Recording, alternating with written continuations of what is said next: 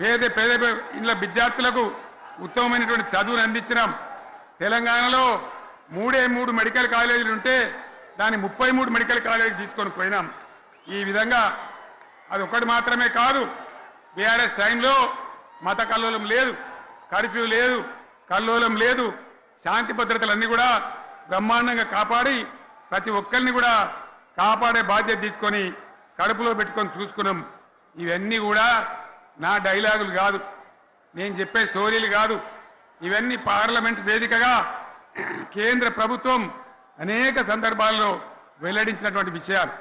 Reserve bank of India, comptroller general of India వాళ్ళు వెల్లడించినటువంటి అధికారమైనటువంటి లెక్కలని చెప్పి కూడా నేను మీకు మనవి చేస్తా ఉన్నా. ఇవన్నీ జరిగినాయి. ఇప్పుడు నేను చెప్పిందంతా కూడా మీ కళ్ళ ముందరనే జరిగింది. మరి కాంగ్రెస్ వచ్చి ఏడాది అర్థమా, మరి ఏం మాయరోగం వచ్చే, ఏం బీమారు వచ్చే,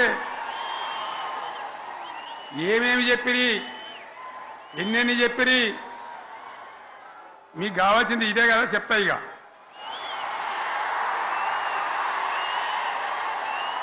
వాళ్ళ కథ చెప్పే ముందు మన కథ కూడా చెప్పాలి కదా. ఏమేం మాటలు మాట్లాడినరు. అరే మళ్ళీ సీఎం పెట్టిరా భయ్, ఏడకెళ్ళి మోపోయినరా మీరు, బుద్ధి లేదా? ఆగు, ఏమైనా లుబాబీ ఆగు, వద్దంటే మళ్ళీ ఏందండి ఇవాళ రాజశేఖరెడ్డి వాళ్ళు వాడు మనోడేనా?